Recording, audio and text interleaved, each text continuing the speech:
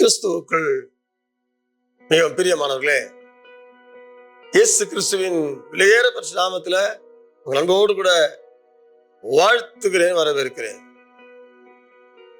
நீங்க வருத்தப்படுகிறதை கண்டும் காணாதவர் போல இருக்கிறவர் என் ஆண்டவர் அல்ல. தன் பிள்ளைங்க வருத்தப்படுறதை கண்டு காணாம இருப்பது பெற்றோர் அல்ல. தன் பிள்ளை வருத்தப்படுறதை பார்க்க பெற்றோர் விரும்பல. அந்த வருத்தம் நீங்க தக்கதா ஒரு காரியம் பெற்றோர் செய்யறாங்க.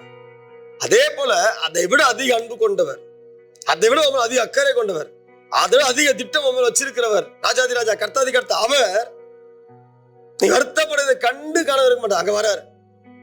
நீ எதற்காக வருத்தப்படுற அந்த பிரச்சனையை சால்வ் பண்ற. வசனம் வாசிக்கிறேன், மார்க் சுவிசேஷம் 6:48 வாசிக்கிறேன். அப்பொழுது காற்று அவர்களுக்கு எதிராயிருந்தபடியா அவர்கள் தண்டு வலிக்கிறதில் வருத்தப்படுகிறதை அவர் கண்டு ராத்திரியிலே 4ஆம் ஜாமத்திலே கடலின் மேல் நடந்து அவர்களிடத்தில் வந்து வருத்தப்படுகிறதை கண்டு அவரிடத்திலே வந்து ஒரு ஆமென் சொல்லுங்க பார்க்கலாம்.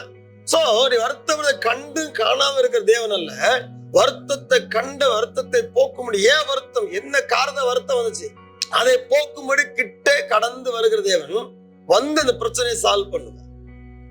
சோ நீங்க வருத்தப்படுறீங்கல்ல, எதனால? பணத்தினாலயா, உங்க பிள்ளைகளாலயா, வீட்டுனாலயா, சர்வ சுகத்தினாலயா, பிசாசின் கிரியனாலயா, எதனால வருத்தம்? இதோ வருத்தம் இருக்கு, ஏதோ வருத்திட்டு இருக்கு, ஏதோ உங்களை இருத்திட்டு இருக்கு, ஏதோ உங்களை பிடிச்சிட்டு இருக்கு, ஏதோ உங்களை டைட் பண்ணிட்டு இருக்கு, ஏதோ ஒண்ணு. அதை பாக்குறேன் ஏதோ பிடிச்சிருக்கீங்களா, அது லூஸ் பண்றது, உங்களை லூஸா இயங்க பண்றது, ஃப்ரீயா இயங்க பண்றது.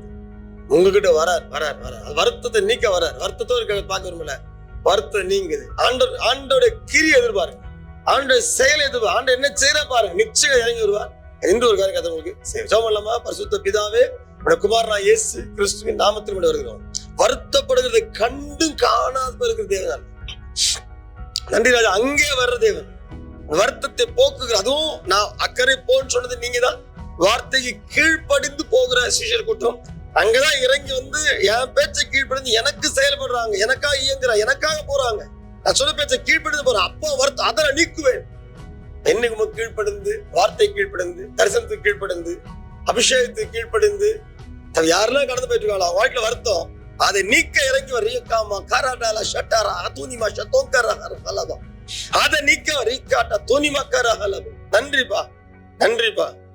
வருத்தம் நீங்க, வருத்தம் போக்க, வருத்தத்தை எடுத்து போட ஒரு ஃப்ரீனஸ் உண்டாங்க. இறங்கப்பா, தொடுங்கப்பா, பலத்த மாற்றம் உண்டாங்க. கிருபைக்காய் உமக்கு சோதரர் இயேசு ரத்தம் ஜெயம். இயேசுவின் நாமத்தில் ஜெபிக்கிறோம் அன்பின் நல்ல பிதாவே. ஆமென். God bless you. Praise the Lord.